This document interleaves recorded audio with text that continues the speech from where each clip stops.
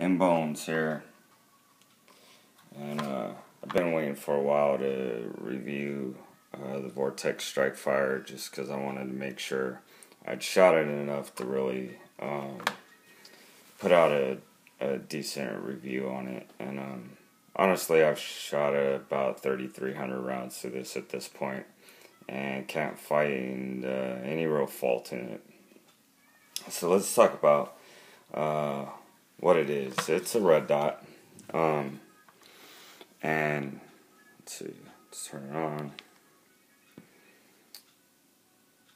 There, turn it up a little bit, and I would say you get 95% of the features of an aim point or an EOTech, and for less than half the cost. So that's what it is. What it isn't is, well, it's not an aim point or an EOTech, and there's a lot of people out there that are going to cry about that and say, well, you can never bet your life on something that's not aim point, EOTech, or Trigicon. And you know, for the most part, I believed that for quite a while.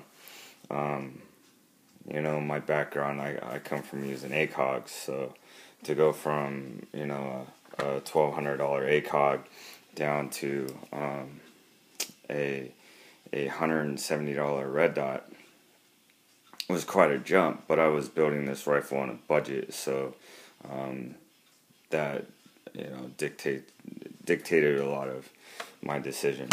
Now, what made me go with Vortex? Well, I started doing my homework and watching a lot of reviews, reading a lot of reviews, and talking to people. And everyone was like, oh no, this is a great sight. I haven't actually found any problems with it yet, other than it's not, you know, brand name, really. Although Vortex is starting to make a pretty good name for themselves.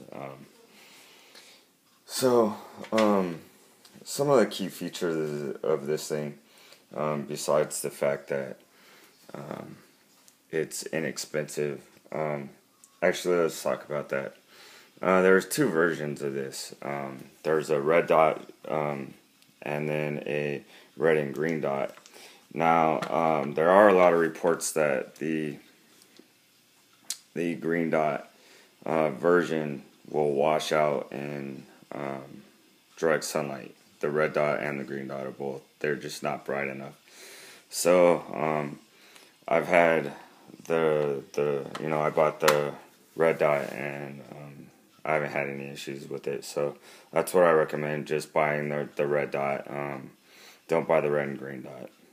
Also, it comes with two type of mounts, and you have to specify when you order. And if you have a flat top, then you want to get the high mount.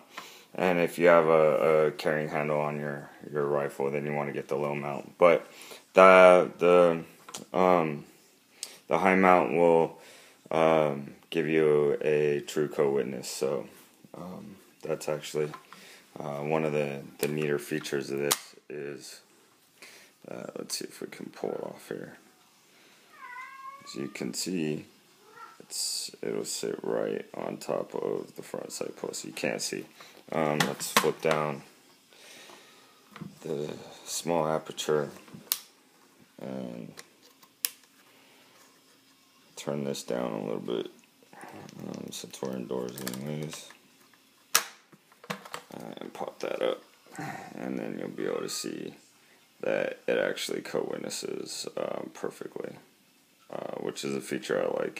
It's going to make zeroing and everything, and just using your iron sights in general a lot easier. So that's how you want to order it. Battery life on this thing's pretty good.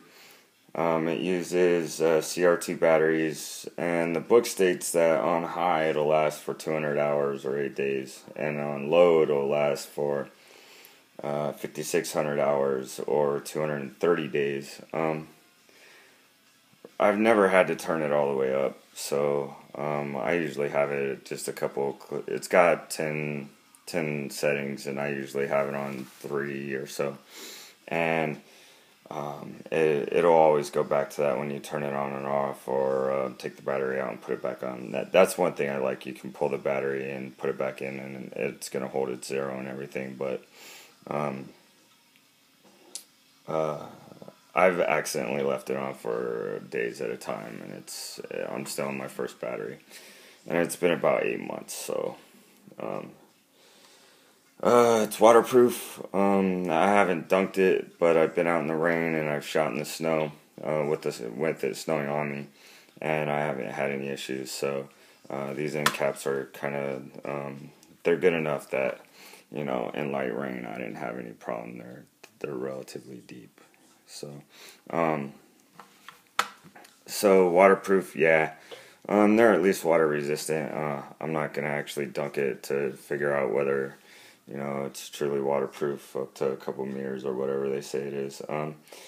Fog proof, yeah, it's nitrogen purge, so that's a pretty good feature in a $170 red dot. Unlimited eye relief, you can mount it wherever you want on the rail.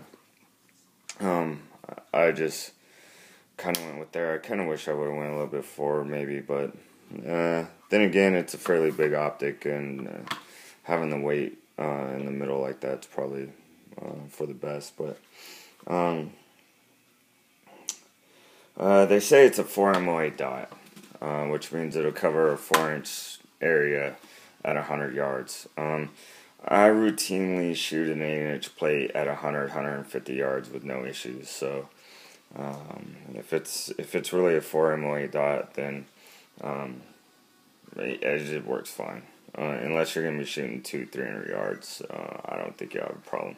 And even then, if you're shooting center mass on a body, you'll hit them no problem. So it comes with this like little funky screw-in ×2 adapter that you screw in the front. I didn't even bring it out for this. I think it's hokey.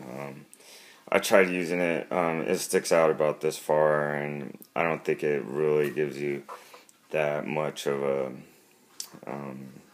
difference, a benefit to even throw it on there. So some people might like it, but I don't, because in the wrong weather and stuff, that's not, you know, the connection between the two is not going to be nitrogen purge, so that would fog up probably, and then just be more of a nuisance than anything else.